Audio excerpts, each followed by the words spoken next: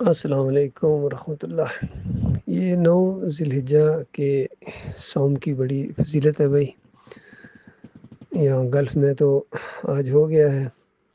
اللہ تعالیٰ مومنوں کے اعمال کو قبول کرے، اپنی رحمت سے شفقت سے پچھلے گناہ معاف کرے، مالک آئندہ بچائے۔ اور ہمارے پاکستان میں یا انڈیا میں یا بنگلہ دیش میں یا اور جن علاقوں میں کل 9 ذی الحجہ ہے، وہ مقامی طور پر صوم یعنی روزہ رکھیں تو اس کی بڑی فضیلت ہے۔ 1 سال پچھلے اور 1 سال ایڈوانس گناہ اللہ تعالیٰ معاف کر دیتا ہے، کیونکہ بہت اللہ کی رحمت جوش کے اندر ہوتی ہے۔ ان دنوں کے اندر اعمال کی بہت قدر و قیمت ہوتی ہے۔ یہ بہانے ہیں اصل میں، جس طرح رمضان کا مہینہ پھر آ جائے گا بعد میں، پھر اس میں لیلۃ القدر، یہ اللہ تعالیٰ کے نوازنے کے بہانے ہیں، کیونکہ وہ بہت ہی مہربان ہے۔ ایسے مہربان مالک سے جو بندہ معافی نہ لے سکا اور جہنم میں چلا گیا، اور وہ بدبخت جو ہمیشہ کے لیے جہنم میں جائیں گے، اور ہمیشہ کی جہنم جو ہوگی وہ مشرکوں کے لیے ہوگی اور منافقوں کے لیے ہوگی، جو اللہ کے علاوہ کسی اور کو پکاریں، کسی اور کی نظر و نیاز کریں۔ آج ساری زمین کے اوپر یہی شرک پھیل گیا ہے، یہودیوں کے اندر، عیسائیوں کے اندر، سکھوں کے اندر، ہندوؤں کے اندر، وہ تو ہے ہی۔ اصل مسئلہ یہ ہے کہ ان مسلمانوں کے اندر شرک آ گیا ہے، کسی میں کم کسی میں زیادہ۔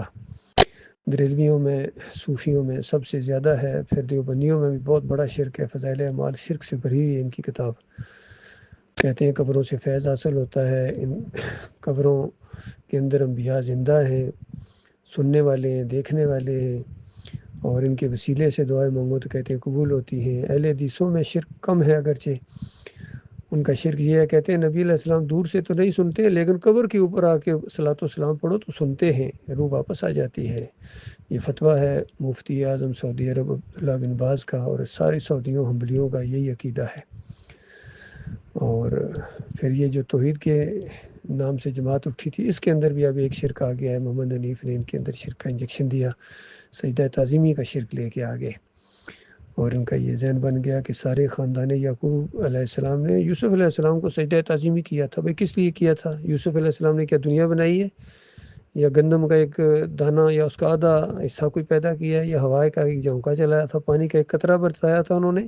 سب کچھ تو اللہ نے کیا، سب کچھ تو اللہ نے کیا۔ اور اللہ نے جب وہ نعمتوں کی تکمیل کی تو سارا خاندان اللہ کے سامنے سجدہ ریز ہو گیا۔ یہ شکر گزاری کا سجدہ تھا، مسجود اللہ تھا۔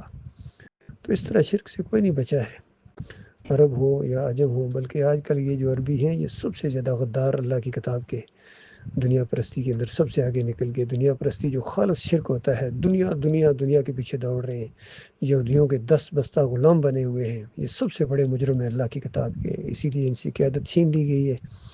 اور اب یہ دعوت اجمیوں نے اٹھائی ہے، الحمدللہ ہمارے ملک پاکستان سے یہ دعوت اٹھی ہے ڈاکٹر مصعب الدین عثمانی رحمۃ اللہ علیہ کے ذریعے، جو اب انشاءاللہ آگے بڑھتی جا رہی ہے۔ مخلص لوگ اس کو قائم رکھے ہوئے ہیں، اگرچہ تعداد کم رہ گئی ہے، لیکن مخلص ہمارے بھائی جو ہیں اس دعوت کو پھیلا رہے ہیں الحمدللہ ہر جگہ ہر طریقے سے۔ اللہ تعالیٰ اس میں برکت لائے۔